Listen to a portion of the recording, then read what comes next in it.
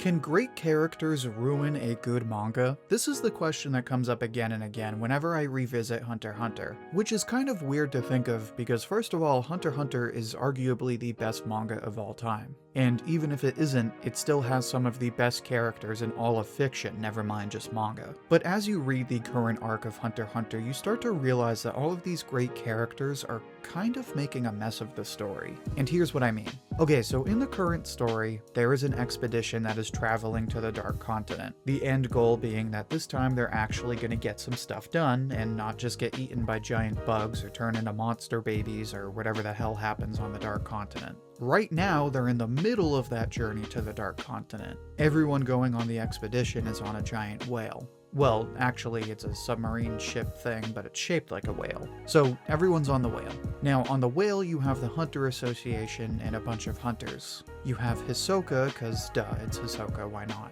You have the Phantom Troop because, oh, spoilers by the way. Anyway, you have the Phantom Troop because they're hunting down Hisoka because he killed their buddies. You also have the king and princes of the Kakin Empire. Now, there's not one, not two, not three princes. There's 14 princes. Now, some of those princes also have crime families that work for them, and those crime families have their own factions and members. So what this translates to is an arc where the characters are all playing these political games and strategic battles, and you have to keep track of like 50 different characters in the same arc.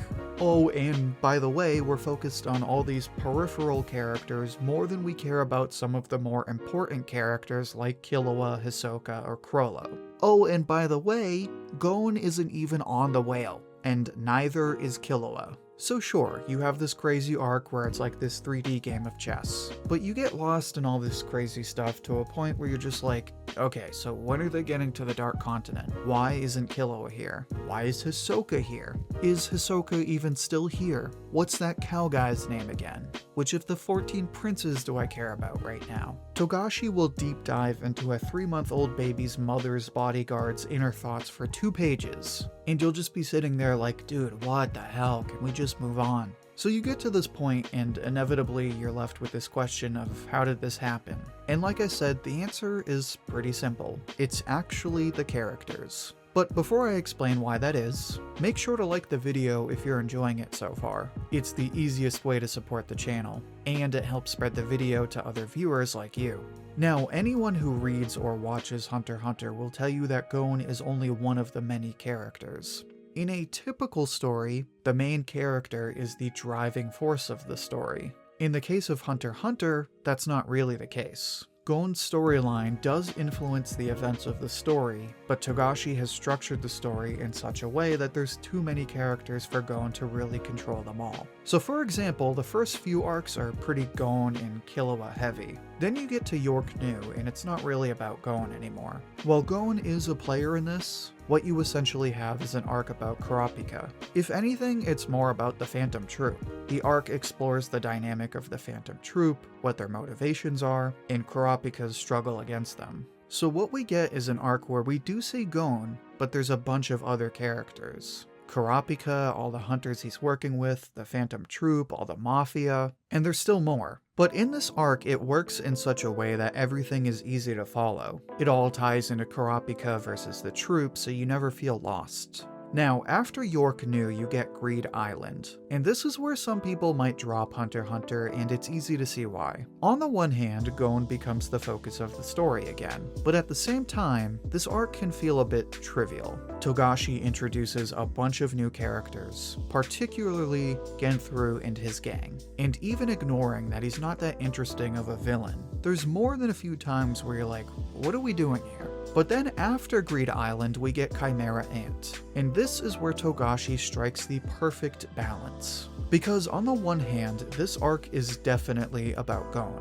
A large part of the arc is Gon's revenge against Pito, but on the other hand, that is one of many storylines in this arc. This arc is a massive battle royale where many storylines converge, and there's a ton of story dedicated to exploring several other characters. But it all works out because, as you should know, many people consider it to be one of the greatest arcs of all time. So this is more or less Togashi's formula as it stands. Have Gon more or less as a witness or a small player in a story bigger than he is. Except, following Chimera Ant, Gon isn't around anymore. He's taken out of the story while he recovers. Following this arc, we get the election arc that establishes the Zodiacs and all the politics and the Hunter Association. And while not my favorite arc, it's still pretty good. But like I said, this is where Gon is slowly taken out of the story as we focus on the world at large. This arc isn't about Gon. It's not about Kurapika. Killua gets some development, obviously, but again, he's one part of this arc. And of course, this trend continues into the current arc on the whale. And here's where we kinda get lost. Granted, this is where we get Chrollo versus Hisoka, arguably the best fight in the entire series. So on that point, it could be argued that focusing on other characters allows for moments like this one. And that's true. In fact, not relying on Gon as the narrative focus is part of why Hunter x Hunter works so well. But it's also why the current arc kinda sucks. Right now, Gon is nowhere near where everything is taking place. Neither is Killua. Kurapika is the only one there out of the main cast. And even he is one of the dozens upon dozens of characters we are supposed to follow.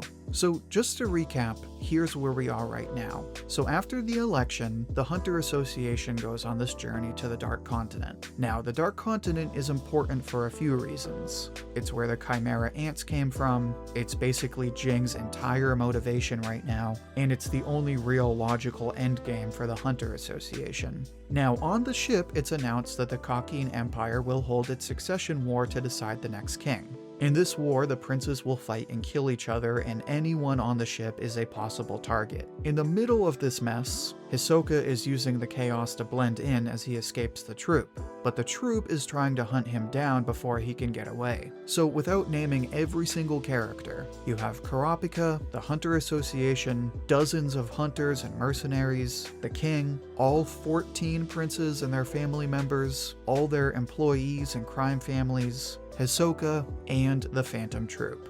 You have so many characters and so many different moves taking place in this massive game of chess that it makes it difficult to keep everything straight. By the time you invest in one storyline, the plot has moved on to another group of characters, and so on and so on. To the point when we get to the troop's backstory, the reaction isn't, "Oh my god, this is awesome," it's, "Dude, when is this arc gonna end already?" Whereas in other arcs prior, the larger cast of characters made for a wider reaching story that kept readers engaged. But the story right now has so many characters that it's hard to remember what the point of it all is. Instead of a game with multiple side quests, it feels like the characters are playing dozens of different games, and readers are expected to follow them all at once. And on top of all that, you have the fact that we don't even know if Hunter x Hunter is going to get a proper ending.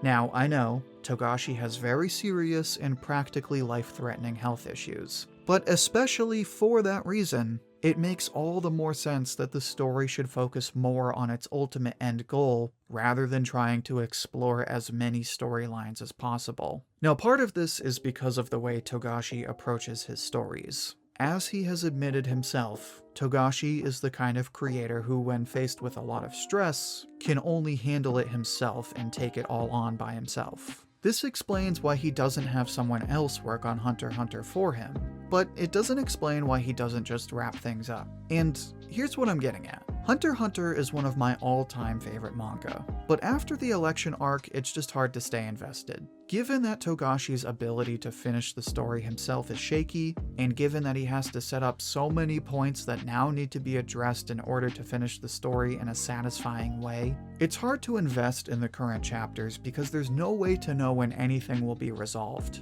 Whereas before, all the side stuff supplemented what felt like the main story, now the plot is like a tiny saucer plate that's only there to carry dozens of different side dishes. Granted, Togashi's desire to be creative and take the story in the direction he wants has led to some of the best arcs in manga. We've reached a point where it feels as though his integrity as a writer, or rather his desire to control the story exactly the way he wants, has slowly started to trump the reader's enjoyment. Now, of course, I'm not saying Togashi doesn't care about readers. I don't think he would risk dying at his desk if he didn't want people to like his manga. But it's reached a point where it feels as though his desire to make readers happy is being overshadowed by his desire to write the story exactly how he wants. And that's kind of the problem with Hunter x Hunter right now. While the many great characters make it one of the most unique manga of all time, that growing list of characters could eventually ruin Hunter x Hunter.